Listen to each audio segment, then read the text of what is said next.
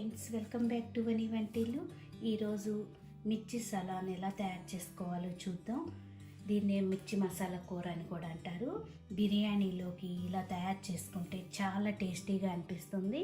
Restaurant రుచితో ఇంట్లోనే చాలా ఈజీగా మనం దీన్ని తయారు చేసి పెట్టొచ్చు. నా వీడియో చూడబోయే ముందు నా వీడియోస్ మీకు నచ్చినట్టయితే లైక్ చేయండి, షేర్ చేయండి, కామెంట్ చేయండి. మరిన్ని వీడియోల కోసం వని వంటిల్ని సబ్స్క్రైబ్ చేసుకోండి. స్టవ్ ఆన్ చేసుకుని బాండీ పెట్టుకుని దానిలో 2 టేబుల్ స్పూన్లు పల్లీలు వేసి వేయించుకోవాలి. పల్లీలు కొద్దిగా వేగాక 2 టేబుల్ స్పూన్లు నువ్వులు వేసుకోండి. 1 టేబుల్ స్పూన్ గసగసాలు, 2 టేబుల్ స్పూన్లు ఎండు కొబ్బరి పొడి. ఎండు కొబ్బరి ముక్కలు కూడా వేసుకోవచ్చు. వీటన్నిటినీ కూడా లో ఫ్లేమ్లో డ్రై రోస్ట్ చేసుకోవాలి. ఇలా వేగాక స్టవ్ ఆఫ్ చేసుకుని చల్లారనిచ్చి మిక్సీ జార్లోకి తీసుకుందాం. మిక్సీ జార్లో వేసుకున్నాక దీనిలో గ్రైండ్ చేసుకునే ముందు 1 ఇంచు అల్లాన్ని ముక్కలు కోసి వేసుకోండి. 2 వెల్లుల్లి గబ్బాలు వేసి కొద్దిగా వాటర్ వేసుకుని మెత్తగా పేస్ట్ చేసుకోవాలి. ఇలా మెత్తగా గ్రైండ్ చేసుకున్నాక ఈ పేస్ట్ని ఇప్పుడు పక్కన పెట్టుకుని ఇప్పుడు చేసుకుని బాండీ పెట్టుకుని 1 స్పూన్ ఆయిల్ వేసుకోండి. ఆయిల్ వేడయ్యాక కారం లేని పచ్చిమిరపకాయల్ని కొంచెం చిన్న ఘాటుగా పెట్టుకుని వేయించుకోవాలి. మీకు ఎన్ని కావాలో అన్ని వేయించుకోండి. నేను ఇట్లా 8 పచ్చిమిరపకాయల్ని వేయించుతున్నాను. పచ్చిమిరపకాయలు వేగిపోయినాయి. ఇలా వేయించుకున్న పచ్చిమిరపకాయల్ని ఓ ప్లేట్లోకి తీసుకుని పక్కన పెట్టుకోండి.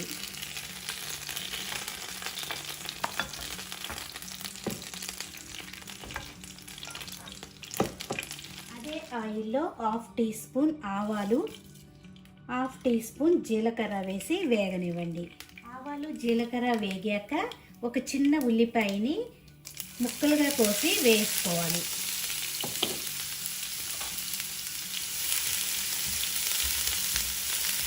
ఉల్లిపాయని బ్రౌన్ కలర్ వచ్చే వరకు వేయించుకోవాలి.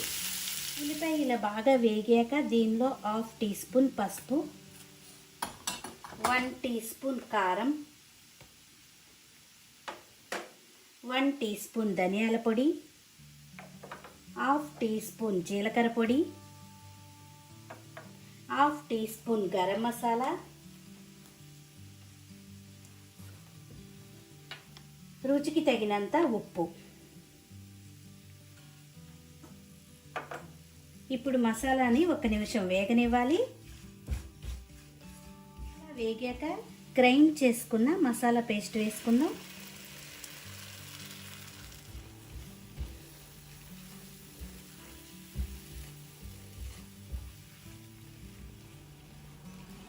ఇలా కలుపుకున్నాక దీనిలో 1 గ్లాసు వాటర్ వేసుకోండి.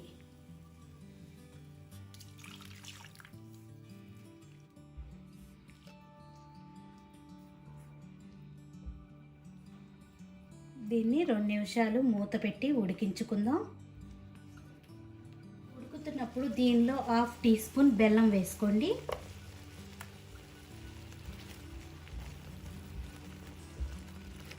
ఇలా కొద్దిగా ఉడికాక దీనిలో వేయించుకున్న పచ్చిమిరపకాయలు వేసుకోవాలి. 1 అర గ్లాసు నీళ్ళను వేసుకుని దీన్ని 5-6 నిమిషాలు మూత పెట్టి ఉడికించుకోవాలి.